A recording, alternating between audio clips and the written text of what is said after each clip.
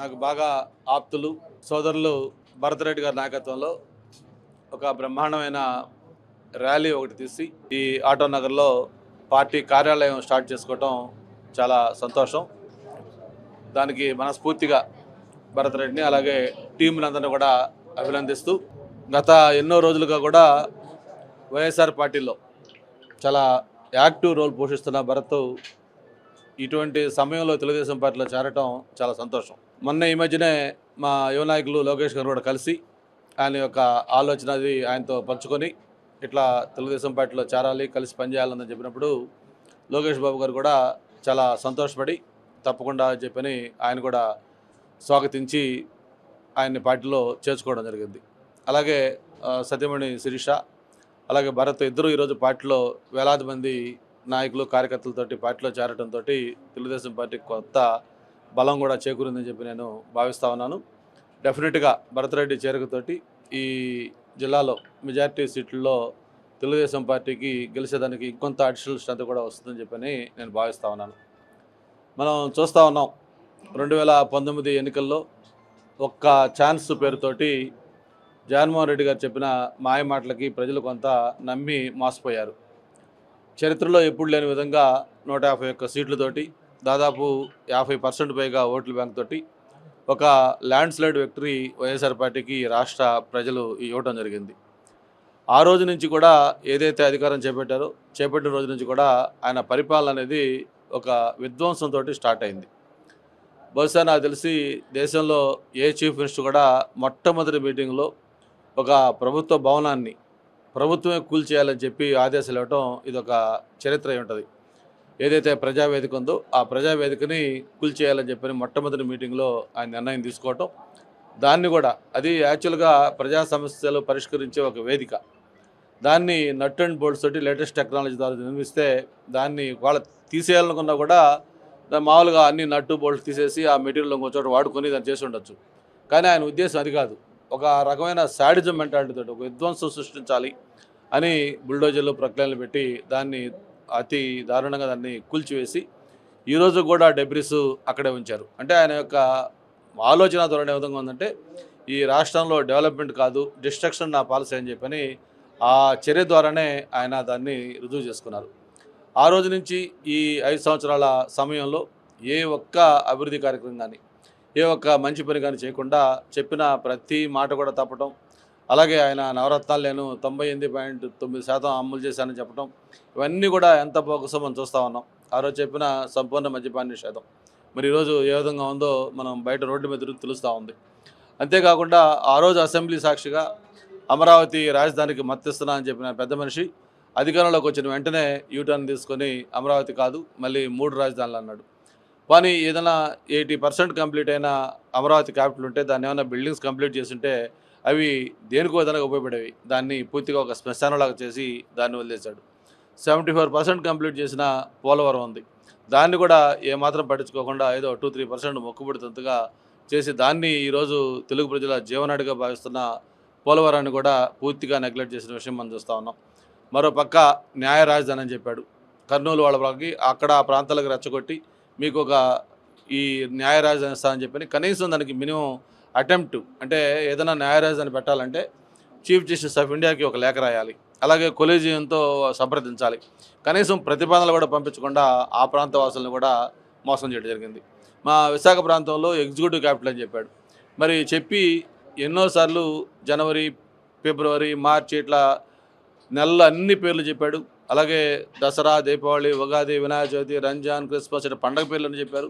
ఈరోజు వస్తున్నాను, ఈ పండగకు వస్తున్నాను, ఈ నెలలో వస్తున్నాను అని చెప్పి ఇప్పుడు దాకా వాయిదాలు వేసి చివరికి నిన్న కాక మళ్ళా టూరిజం మినిస్టర్ గారితో తూతూ మంత్రంగా దాన్ని ఓపెన్ చేసి ఆ క్యాంపు కార్యాలయాన్ని అక్కడ ఒక ఋషికొండ ఏదైతే ఎన్విరాన్మెంట్ ఇష్యూస్ ఉంటే అవన్నీ కూడా పక్కన పెట్టి దాన్ని వైలేట్ చేస్తూ ఆ కొండను కూడా తొలిచేసేసి దాదాపు 500 కోట్లతోటి తాత్కాలికంగా ఉండడం కోసం ఒక క్యాంపు కార్యాలయాన్ని ఒక నిర్మించడం కూడా జరిగింది.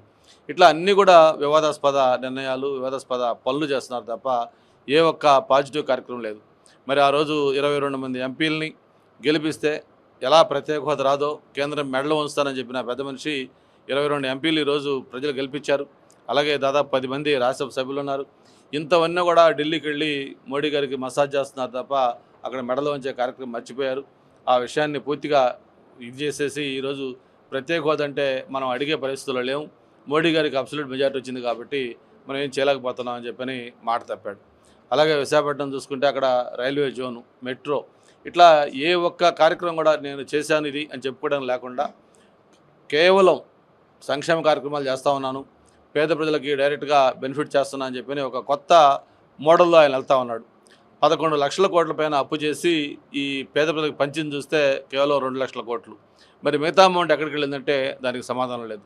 రాష్ట్రానికి ఒక కొత్త పరిశ్రమ వచ్చిన ఆనవాళ్ళు లేవు. ఉన్న పరిశ్రమలు కూడా మీ ప్రాంతం ఎంపీ జయదేవ్ గారు వాళ్ళది ఎన్నో వేల మందికి ఉపాధి కల్పించి అమర్ రాజా బ్యాటరీస్ లాంటిది ఎక్స్పాన్షన్ కూడా ఇక్కడ లేకుండా పక్కన తెలంగాణ రాష్ట్రంకి వెళ్ళారు. అలాగే ఆ రోజు చంద్రబాబు నాయుడు గారి నాయకత్వంలో ఒక ఇండస్ట్రియల్ పాలసీ పెట్టి ఈజ్ ఆఫ్ డూయింగ్ బిజినెస్లో రాష్ట్రాన్ని నెంబర్ 1గా చేసి ఎంతోమందిని ఈ ప్రాంతానికి ఆకర్షించి కియా మోటార్స్ లాంటి ఒక పరిశ్రమ తెచ్చుకుంటే ఎన్నో పరిశ్రమలు ఆ రోజు అబౌట్ టు స్టార్ట్ మొత్తం ల్యాండ్ అలొకేషన్ అయిపోయినాయి. అవన్నీ కూడా అంటే వాటిలన్నింటిలో కూడా ఈ ప్రాంతం నుంచి తరివేస్తే వాళ్ళు పక్క తమిళనాడుకో లేకపోతే కర్ణాటకకో తెలంగాణకో పోయి అక్కడ వాళ్ళు స్టార్ట్ చేస్తున్న విషయం చూస్తున్నాం. మీకు దానికి ఒకటే ఉదాహరణ, విశాఖపట్నంలో లూలు గ్రూపు ఏదైతే ఈరోజు దేశంలోనే అది పెద్ద ఈ మన మాల్స్లో ఉన్న గ్రూప్ అది. ఆ లూలు గ్రూప్ విశాఖపట్నం రావడం కోసం ముఖ్యమంత్రి గారు చంద్రబాబు గారు స్వయంగా వాళ్ళని కలిసి వాళ్ళ మేనేజ్మెంట్తో వాళ్ళని కన్విన్స్ చేసి వాళ్ళకి కావాల్సిన ఇన్సెంటివ్స్ ఇచ్చి గవర్నమెంట్ పాలసీస్ చెప్పి కన్విన్స్ చేసి ఆ ల్యాండ్ కూడా కొన్ని ఇష్యూస్ ఉంటే వాళ్ళందరితో మాట్లాడి వాళ్ళకి ల్యాండ్ ఎక్స్చేంజ్ చేసి మొత్తం వాళ్ళకి ఫైనల్గా అలొకేట్ చేసి దాన్ని శంకుస్థాపన చేస్తే ఈ ప్రభుత్వం వచ్చిన వెంటనే వాళ్ళు హ్యాండిల్ చేసిన పద్ధతికి ఈ రాష్ట్రంలోకి అడుగు పెట్టం మేము అని చెప్పి పక్క రాష్ట్రంలో తెలంగాణలో మొన్నే దాన్ని కంప్లీట్ చేసి కేటీఆర్ చేతోటి ఇనాగ్రేషన్ కూడా చేసుకున్నారు. అంటే 5,000 మందికి ఉపాధి, ఎంతోమందికి ఇండైరెక్ట్గా యాక్టివిటీ, ఇవన్నీ ఉన్న పరిస్థితుల్లో కూడా ఈ ప్రభుత్వం యొక్క వైఖరితోటి ఇక్కడి నుంచి పారిపోతూ ఉన్నారు. ఈ ప్రభుత్వం 5 ఏళ్లలో ఏ ఒక్క ప్రాజెక్ట్ అయినా సరే వాళ్ళు శంకుస్థాపన చేసి వాళ్ళు దాన్ని పూర్తి చేసి వాళ్ళు ఏదైనా ఇనాగ్రేట్ చేశారంటే ఒక్కటంటే ఒక్కటి కూడా లేదు. అంతేకాకుండా మాట్లాడితే వైనాట్ 175 అని చెప్పిన ఒక కొత్త నినాదం తీసుకున్నారు. ఈరోజు ప్రజలు స్పష్టంగా ఒక నిర్ణయానికి వచ్చినారు. రేపు తెల్లారితే తూర్పున సూర్యుడు ఎలాగ ఉదయిస్తాడో రేపు జరిగే ఎన్నికల్లో Telugu Desam party Janasena combination super duper hit కాబోతా ఉంది. మొన్న వాళ్ళు ఏదైతే ఒక ల్యాండ్ స్లైడ్ విక్టరీ అనుకున్నారో దాన్ని మించిన విజయం ఈ రెండు పార్టీలు సాధించబోతా ఉన్నాయి. డెఫినెట్గా మన బై బై జగన్ అనే రోజు త్వరలోనే ఉందని చెప్పిన కూడా ఈ సందర్భంగా తెలియజేసుకుంటూ మనం చూస్తూ ఉన్నాం. వైఎస్ఆర్ పార్టీ అనేది ఈరోజు ఒక సింకింగ్ బోటు, మునుగుతున్న పడవ. ఎప్పుడైనా పడవ మునుగుతుందనే ఫీలింగ్ వచ్చినప్పుడు అందులో ఉండేవాళ్ళు ఒక్కొక్కరు ఒడ్డుకు చేరాలని ట్రై చేస్తారు, ఒక సేఫ్టీ ప్లేస్లో రావాలనుకుంటున్నారు. అది మనకి కళ్ళ ముందు కనిపిస్తూ ఉంది. ఈరోజు దాదాపు 10 మంది శాసనసభ్యులు, 6 ఎంపీలు పార్టీ సీట్లు ఇస్తాం మీకు, మీరు కంటెస్ట్ ఏమైనా కూడా మీరొద్దు, మీ పార్టీ వద్దు, మీ సీట్లు వద్దు అని వాళ్ళ మకానా కాగితాలు పడేసేసి వాళ్ళు ఈరోజు తెలుగుదేశం పార్టీలో చేరుతా ఉన్నారు. చూసాం నిన్న నెల్లూరులో వేమిరెడ్డి ప్రభాకర్ రెడ్డి గారు, ఇక్కడ కృష్ణదేవరాయలు, అలాగే విజయవాడలో వసంత కృష్ణప్రసాద్, ఇట్లా చెప్పుకుంటా పోతే రోజు ఈ వికెట్ డౌన్, ఈ వికెట్ డౌన్, ఈ వికెట్ డౌన్ అని ఒక క్రికెట్లో కానీ వికెట్లు పడిపోయినట్టుగా ఈరోజు వైఎస్ఆర్ పార్టీ నుంచి ఒక్కొక్కరు వస్తూ ఉన్నారు. అంతేకాకుండా పార్టీ నుంచి బయటికి రావడం ఒకటైతే అక్కడ వాళ్ళు ఆయనతో ఫేస్ చేసిన ఎక్స్పీరియన్స్ వాళ్ళు షేర్ చేసుకుంటున్నారు. ఒక ఎంపీలు కావచ్చు, లేకపోతే ఎమ్మెల్యేలు కావచ్చు, ఎమ్మెల్సీలు కావచ్చు, ఎలా ఆ పార్టీ వీళ్ళని ట్రీట్ చేస్తూ ఉంది. ముఖ్యంగా బీసీలు, ఎస్సీలు ఏదైతే ఆయన చెప్పుకుంటూ ఉంటాడో వాళ్ళందరినీ కూడా పార్టీ ఎంత దారుణంగా, హీనంగా వాళ్ళని చూస్తుందనేది కూడా వాళ్ళ అనుభవాలు వాళ్ళు చెప్తా ఉన్నారు. మాట్లాడితే ఆడపడుచులు అంటున్నారు, చెల్లెళ్ళు అంటున్నారు, తల్లులు అంటున్నారు. ఈరోజు వాళ్ళ కుటుంబంలోనే వాళ్ళ సొంత చెల్లి, రక్తం పంచబుట్టిన చెల్లి ఈరోజు బయటకు వచ్చి ఆమె అడుగుతున్న మాటలకి సమాధానం చెప్పట్లా. మరి ఒక పక్క తల్లి, ఆమె కూడా ఏం మాట్లాడిన పరిస్థితులు ఆమె ఉంది. మరి ఏదైతే వివేకానంద రెడ్డి హత్య తర్వాత మరి వాళ్ళ అమ్మాయి సునీత మొన్న ఢిల్లీలో మాట్లాడిన మాటలకి ఈరోజు రాష్ట్ర ప్రజలందరూ కూడా ఆశ్చర్యపోతూ ఉన్నారు. మన ముఖ్యమంత్రి ఇలాంటి వ్యక్తులు మన ముఖ్యమంత్రికి ఎన్నుకున్నామా అని చెప్పని ఆలోచించే పరిస్థితి కూడా ఈరోజు ఈ రాష్ట్ర ప్రజలకు వచ్చింది. వీటన్నిటికి కూడా త్వరలోనే భారీ మూల్యం చెల్లించబోతూ ఉన్నారు.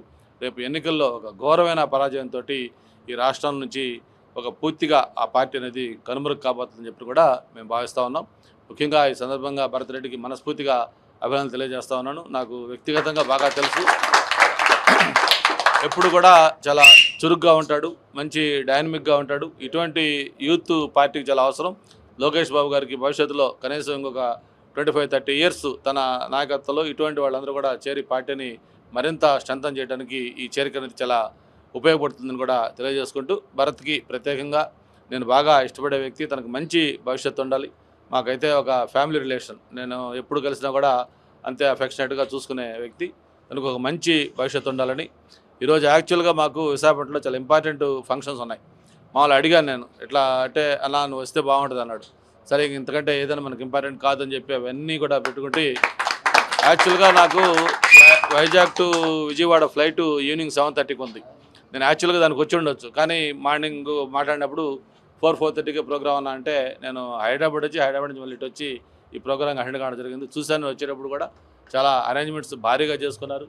చక్కగా మంచి ఎనర్జీ కనిపిస్తుంది, చాలా పాజిటివ్ దీంట్లో ఉన్నారు. మంచి భవిష్యత్తు ఉండాలని భరతరెడ్డికి కోరుకుంటున్నాను. Thank you very much. ఒక చేరి రాజా చేరి అదేం లేదు, చీపురుపల్లి నుంచి పోటీ చేస్తే బాగుంటుంది అని పార్టీ ఒక ప్రపోజల్ చెప్పింది. దాని మీద ఆలోచిస్తున్నా అని చెప్పాను.